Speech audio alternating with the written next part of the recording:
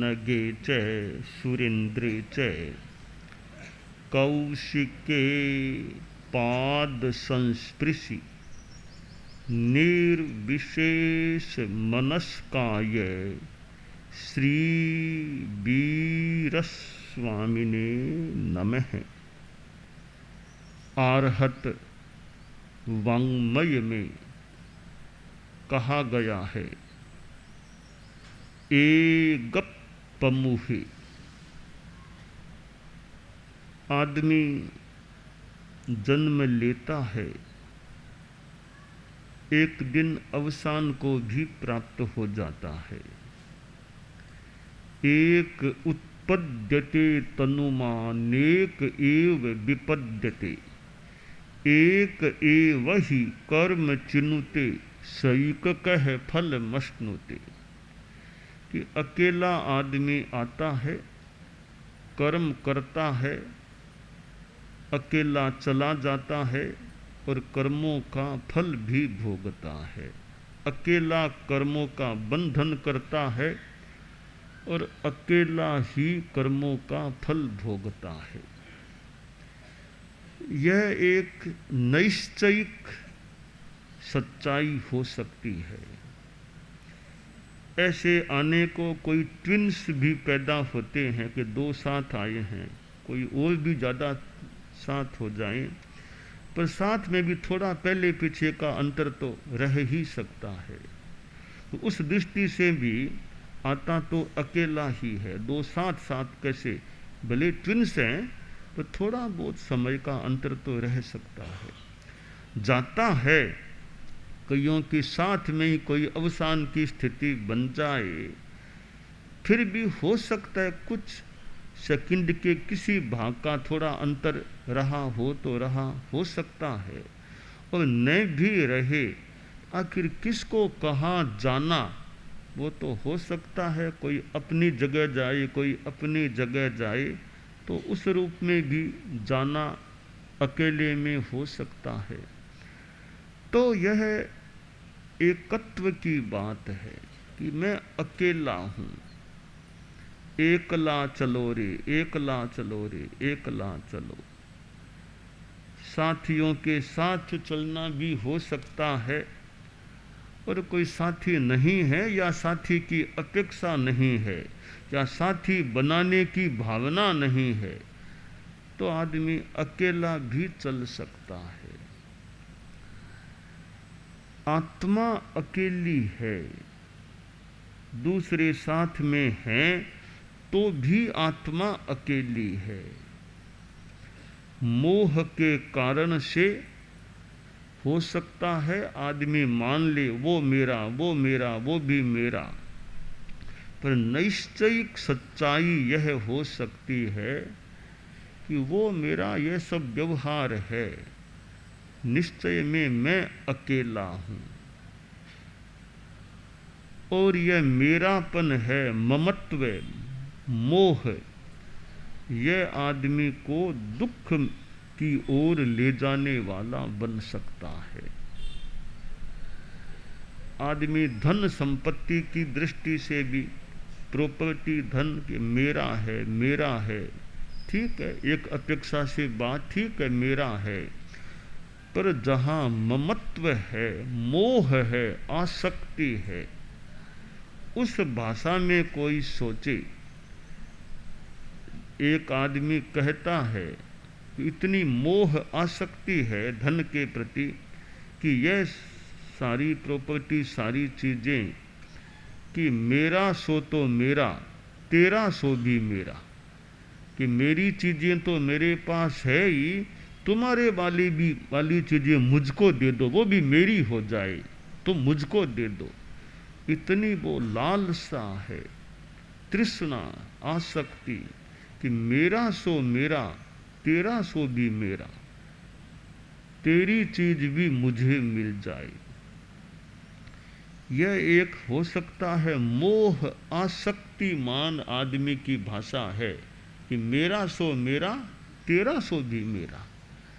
एक उदार मना आदमी है, थोड़ा विसर्जन की भावना वाला या उदारता की भावना वाला, वो कहता है तो कोई बात नहीं, तेरा सो तेरा और मेरा सो भी तेरा, कि तेरी चीज़ें तो तुम्हारे पास है ही, मैं भी अपना छोड़ता हूँ, मेरी चीज़ें भी तुम ले लो, ये भी तुम्हारी है।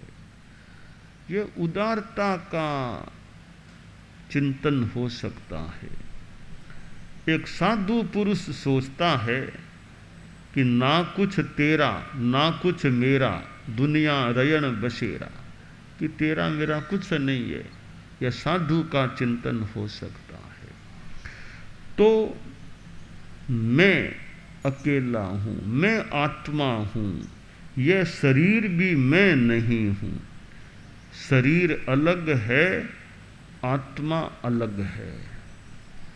जैसे गोल्ड है, सोना, वह मिट्टी से मिला जुला है, परंतु गोल्ड गोल्ड है, मिट्टी मिट्टी है। मिले जुले हो सकते हैं परंतु एक नहीं है। सोना अलग है, मिट्टी अलग है। आत्मा भिन्न, शरीर भिन्न है, एक नहीं संजोना, है मिट्टी से मिला जुला पर आखिर सोना सोना। जैसे सोना और मिट्टी मिले जुले हुए होने पर भी अलग अलग अस्तित्व वाले होते हैं, उसी प्रकार आत्मा और शरीर मिले जुले होने पर भी आत्मा भिन्न है, शरीर भिन्न है। यह अलगाव, अन्यत्व की चेतना भावना, कि मैं अलग हूँ, आत्मा अलग है, शरीर अलग है, आत्मान्य है, पुद्गलश्चान्य है। एक विचार रहा कि जो जीव है वह शरीर है, जो शरीर है वह जीव है, दो नहीं एक है। दूसरा विचार रहा कि अन्य जीव अन्य शरीर, जीव अलग है, शरीर अलग है। एक मानो आस्तिकवाद का विचार है, अन्य जीव अन्य शरीर। दूसरा मान लो कोई नास्तिकवाद का विचार कि जीव और शरीर एक हैं, दो नहीं हैं। अध्यात्म के दर्शन में, अध्यात्म के क्षेत्र में अन्य जीव अन्य शरीर, यह सिद्धांत रहा है कि जीव अलग है, शरीर अलग है, एक नहीं है। तो आत्मा अपने आप में अकेली है, वह शरीर नहीं है। ये दिखने वाला जो है यह पुद्गल है, यह तो मूर्त है। और आत्मा अपने स्वाभाविक स्वरूप में अमूर्त होती है। तो आत्मा जीव अकेला कर्मों का बंध करता है और अकेला ही कर्मों का, अपने कर्मों का फल भोगता है। शास्त्र में कहा गया, न तम अरी कंठ छित्ता करे ई, जंग से करे अपन या दुरप्पा, कि आत्मा खुद अपने पापों से इतना नुकसान कर लेती है कि जितना नुकसान गला काटने वाला दुश्मन भी नहीं करता। तो आत्मा अकेली इस रूप में भी है, खुद का कर्म खुद को भोगना होता है। न तस्य दुखम विभयन्ति नाइओ, निमित्त बग्गान सुयान बंधवा, एको स्वयं पच्चण हो ई दुखम कत्तार मेवम अनुजाइकम, कि आत्मा अकेली किस रूप में है कि जब खुद के पाप उदय में आता है तो ज्ञाति लोग हैं लागती पागती के, वो भी दुख को बटा नहीं सकते। वो बड़े खुद दुखी हैं कि हमारा प्रिय आदमी कष्ट में है, पर वो आंखों में आंसू ला रहे हैं, पर बीमार के दुख को बता नहीं पा रहे हैं। मित्र वर्ग है, इतने 5, 7, 10 मित्र आए हुए हैं, बड़े दुखी हो रहे हैं कि हमारा साथी कष्ट में है, पर साथी तड़फ रहा है, उसका कष्ट वे मित्र भी विभक्त नहीं कर पा रहे हैं, ले नहीं पा रहे हैं। और खुद के बेटे खड़े हैं कि पिताजी देखो लेटे हुए हैं, तकलीफ पा रहे हैं। बेटे भी डॉक्टर को बुला लेते हैं, वैद्य आ गया, हॉस्पिटल में भर्ती करा दें, पर बीमारी से मुक्त करा ही देंगे पिताजी को, यह कहना मुश्किल है। ठीक हो भी जाएं, कभी ठीक न भी हों। बंधवा सगे भाई भी हैं, वे भी कष्ट को ले नहीं पा रहे, सहभागी नहीं बन पा रहे हैं कष्ट भोगने में। एक को स्वयं, अकेला स्वयं दुख को भोगता है आदमी। क्यों कि कर्म बंधे हुए हैं, वो तो जिसने कर्म बांधे हैं उसी का अनुगमन करते हैं, उसी को फल देते हैं, दूसरे को फल नहीं। जिसने कर्म किया बांधा उसी को फल देते हैं। इसलिए हमें सावधान रहना चाहिए कि ऐसा कोई पाप कर्म का आचरण न हो जाए, ऐसा कोई पाप कर्म न बंध जाए जिसका कष्ट के रूप में परिणाम भोगना पड़े, जिसका फल कटु हो। आदमी दूसरों के लिए भी पाप का काम कर सकता है। एक साधु जा रहा था,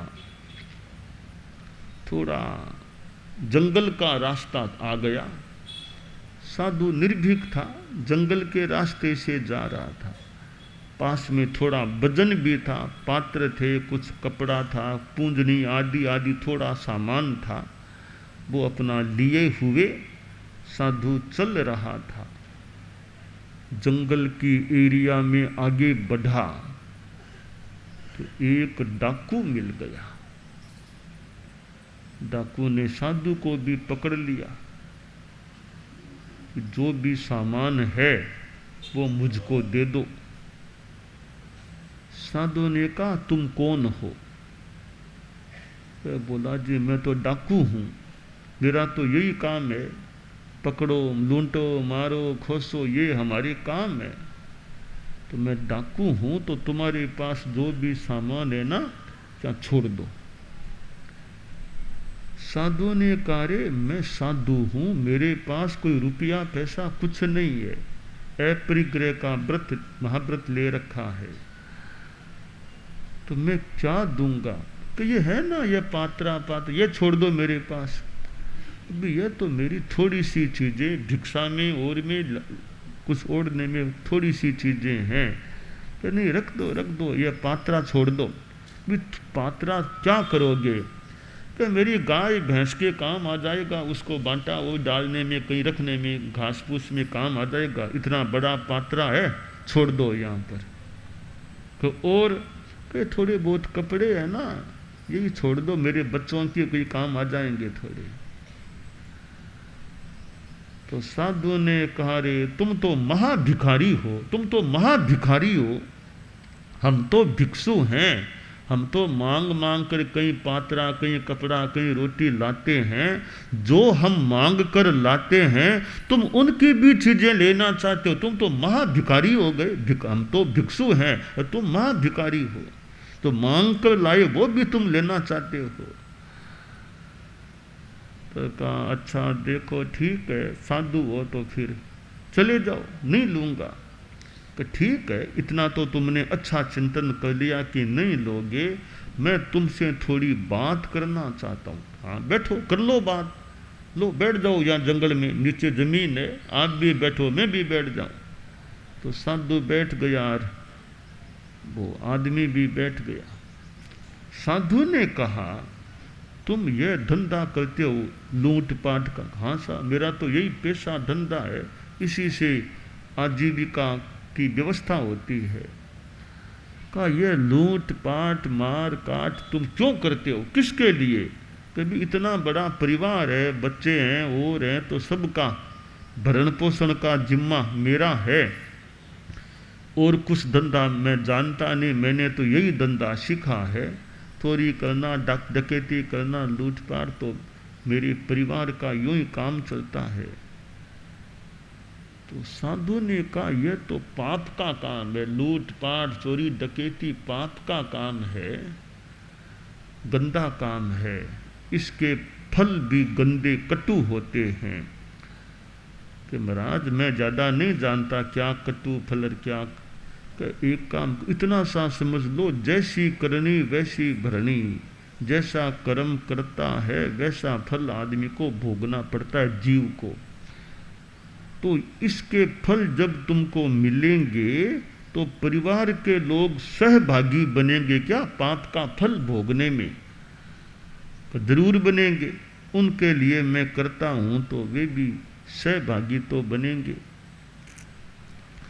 का एक बार पूछ के आ जाओ, पूछ लो तुम्हारा घर कहाँ पर है? घर तो ये 50 मीटर आगे वही दिख रहा घर है। तो परिवार को पूछ तो लो कि तुम्हारे पाप का जब उदय होगा, तुम्हारे पाप का, तब वे पाप को बंटाएंगे क्या? मान लो 100% पाप है तो 5%, 5%, 10 यूँ बंटा लेंगे क्या वो पाप को? कहाँ बंटा लेंगे? पूछ के आ जाओ। ठीक है, पूछ कर आता हूँ। वो पास में घर था, गया, इमरजेंसी, वो तत्काल मीटिंग बुलाई। परिवार में 12, 13, 14 जो लोग सब इकट्ठा हो गए। वो डाकू परिवार का मुखिया था और बोला कि साहब एक प्रश्न है मेरा कि मैं ये जो भी चोरी आदि डकैती का पाप करता हूँ, किसी को मारता हूँ किसी को, तो मुझे वो साधु ने कहा पाप का फल भोगना पड़ेगा। तो जब मेरा पाप मेरे उदय में आएगा तब आप सब मेरे साथ है ना, वो पाप को भोगने में थोड़ा थोड़ा सब ले लोगे ना। 100 पैसे का होगा तो कोई 10 पैसा ले ले, कोई 5 पैसा, कोई 2 पैसा, थोड़ा सा मैं भोगूं, या यूँ सब मेरे साथ रहोगे ना मेरे पाप के फल को भोगने में। तो वे परिवार के लोग एक दूसरे के बगले झांकने लगे, देखने लगे, कोई उत्तर तो दो। तब वो डाकू का बड़ा बेटा खड़ा हुआ कि पापा कोई साथ नहीं है, मैं सबकी ओर से बोल रहा हूँ, कोई साथ नहीं है, मार पड़ेगी, आपके फल भोगने पड़ेंगे पाप के, हम कोई साथ नहीं है। साफ कह रहे हैं कि हम तो वो आपका संपत्ति खाने में तो साथ हैं और पाप के फल भोगने में साथ नहीं होंगे। कोई साथ नहीं, कोई साथ नहीं है। एक एक को मैं सबको जानता हूँ, आपको तो एक एक से पूछ लूँ मैं, मेरे सामने पूछ। एक एक को उसने पूछा, बोलो भी हाथ खड़ा करो कोई साथ हो तो। हाथ उल्टे नीचे और नीचे कर लिए, हाथ ऊपर तो और नीचे कर लिए। देख लो पापा कोई साथ नहीं है। ठीक है मैं वापिस जा रहा हूँ। वो डाकू वापिस गया साधु के पास। साधु ने पूछा क्यों, मीटिंग कर ली? हाँ महाराज कर ली। क्या बात हुई? महाराज मेरी आंखें खुल गई। मैं सोचता था मेरे परिवार के लोग तो मेरे साथ रहेंगे, पाप का फल जब भोगना पड़ेगा, तो आज तो एकदम आंखें खुल गई। सबसे पूछा गया कोई साथ नहीं है। आज मुझे पता चला पाप का फल मुझे ही भोगना पड़ेगा, कोई साथ नहीं होगा। कि देख लो ना, कहा बात सामने आ गई, अब क्या करना? कि बाप जी अब यह पाप मैं नहीं करूँगा। माल तो सब खाते हैं, मार खाने में मैं अकेला रहूँगा, इतना भोला तो मैं नहीं हूँ। माल खाने में सब बेटे पोते सब साथ हो जाते हैं, कहा आओ आओ हमें खिलाओ हमें खिलाओ। मार खानी है सब दूर का, कोई साथ नहीं है। इतना भोला मैं भी नहीं हूँ कि माल तो सबको खिलाऊं और मार मैं अकेला खाऊंगा। तो बोल क्या करना? त्याग कर चोरी डकैती का। बाबा त्याग कराओ मुझे, कभी जिंदगी भर का त्याग कराओ, कभी चोरी डकैती नहीं करना। साधु ने त्याग करा दिया कि और तो क्या बाबा, मुझे भी बाबा बना लो, मुझे भी साधु ही बना दो, वैराग्य आ गया अब तो यह अकेलापन है कि अकेला कर्म बांधता है और अकेले को भोगना होता है, दूसरा कोई साथी नहीं है।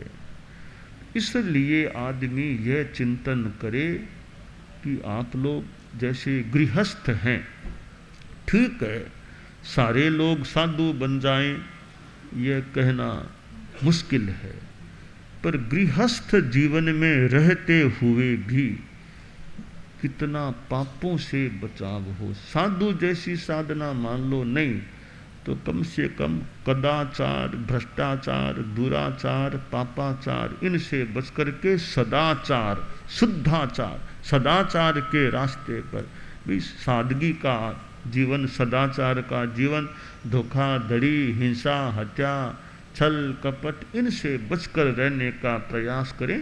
अपना गृहस्थ जीवन में भी सादगी रखें कि पैसा कमाना है, पैसा चाहिए, पर याद रखें पैसा आगे साथ में नहीं जाएगा। जितना भी आप कमाओगे वो ज़्यादा से ज़्यादा इस जीवन काल तक के लिए आगे साथ नहीं जाएगा, आगे धर्म साथ में जा सकेगा।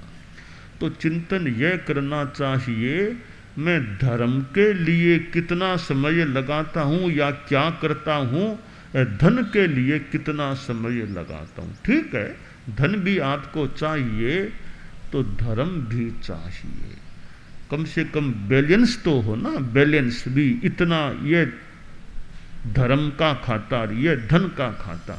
धन के लिए इतना समय, इतना श्रम है तो कुछ समय तो धर्म के लिए भी लगाऊं। कहा तो यह गया कि दिन रात में 60 घड़ियां होती है, यानी 24 मिनट की एक घड़ी, तो 1 घंटा में 2.5 घड़ी, 24 घंटे की मिला करके 60 घड़ियां हो जाती है।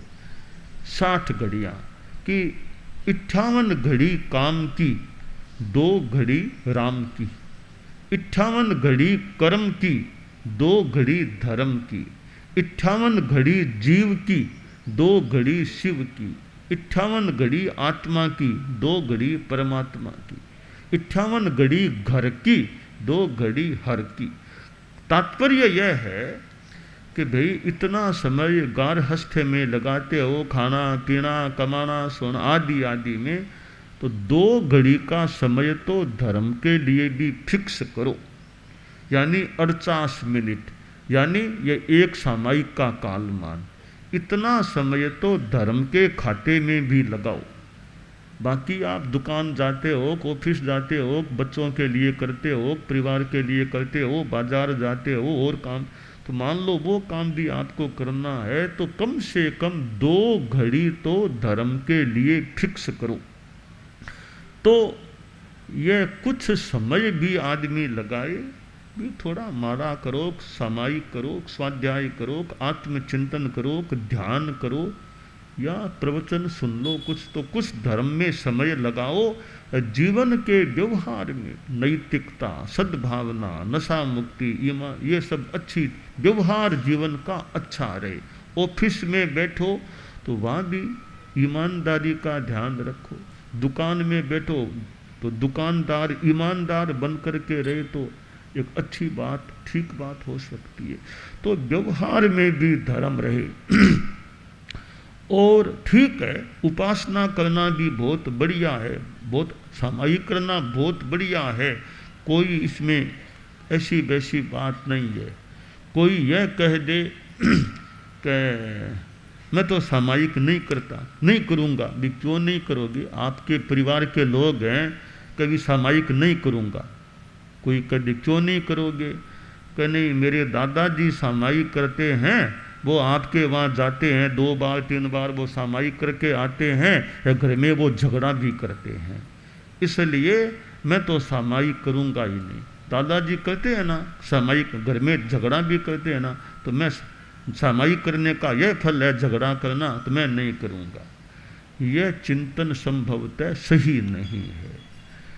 उस लड़के से पूछें कि तुम्हारे दादाजी मान लो घर में झगड़ा भी करते हैं, गुस्सा करते हैं, तुम्हारे दादाजी या नशा करते हैं क्या, शराब बीड़ी? ना, वो तो बिल्कुल नहीं, नशा तो नहीं करते, ठीक है ना, नशा नहीं करते। तुम्हारे दादाजी कोई धोखाधड़ी, झूठ कपट, ना ना, वो नहीं करते, झूठ जो कपट धोखाधड़ी वो नहीं करते, अच्छे आदमी हैं। तो नशा नहीं करते, झूठ कपट दगा ऐसा बिल्कुल नहीं करते। तो और तुम्हारे पिताजी में कोई खास कमी है कि झूठ तो वो विशेष बोलते ही नहीं है, बहुत ईमानदार है, सच बहुत बोलते हैं। तो वो कड़ा बोलते कड़ा है, हमें कड़ा बोलते, कड़ा क्यों बोलते हैं तुमको? क्या कई बार हम वो सही रास्ते पर नहीं चलते हैं, बहुत देरी से आते हैं रात को, तो वो गुस्सा कि इतने देरी क्यों की, टाइम पर क्यों नहीं, यो वो गुस्सा करते हैं। इस रूप में वो झगड़ा मान लो करते हैं, हम वापिस बोलते हैं, फिर वो बोल देते हैं, यो झगड़ा हो जाता है। तो तुम्हारे पिताजी में नशा नहीं, बेईमानी, चोरी आदि झूठ बोलना विशेष नहीं, थोड़ा वो तुमको कहते हैं वापिस तुम बोलते हो शाम, तो थोड़ा झगड़ा होता है। तो और तो अच्छी बातें तो है। तो सामायिक वो थोड़ा बहुत गुस्सा आता भी है, वो गुस्सा सामायिक करने से आता है और किसी, वो गुस्सा सामायिक करने से थोड़ा है, गुस्सा तो और अन्य कोई कारण मान लो, बडेरे हैं आ जाए, तुम लोग ठीक नहीं चलते तब कह देते हैं। तो सामायिक करना मत छोड़ो, सामायिक का फल अच्छा है। हाँ, गुस्सा भी छोड़ना चाहिए आखिर, पर सामायिक तो अच्छी है। तो यह कई बार कभी बात का मानो बहाना कह दो कि दादाजी गुस्सा करते हैं, झगड़ा, वो सामायिक भी करते, हम भी अब सामायिक नहीं करेंगे, तो सामायिक छोड़ने को तैयार हो जाते हैं। पर दादाजी की और विशेषताएं देखो, वो नशा बिल्कुल नहीं करते, ड्रिंकिंग नहीं करते, बीड़ी नहीं पीते, वो तुम बातों को लो, तुम लोग हम तो ड्रिंकिंग भी करते हैं, हम तो सिगरेट भी, तो दादाजी की वो बात तो नहीं देखी, थोड़ा गुस्सा उसको देख लिया आप लोगों ने। तो हम अच्छी बात को देखें ना, अच्छी बातों पर भी ध्यान दें कि किसी की विशेषताओं को भी देखें, क्या विशेषताएं हैं।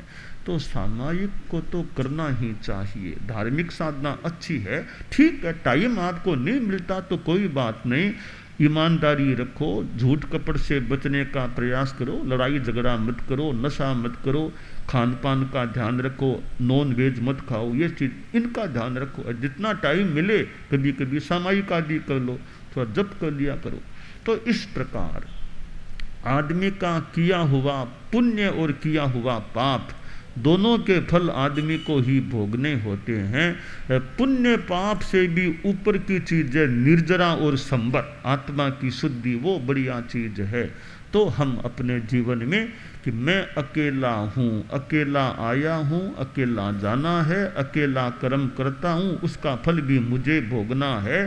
तो मैं जागरूक रहूँ कि जितना हो सके पापाचरण से बचने का प्रयास करो और धर्म के मार्ग पर चलो।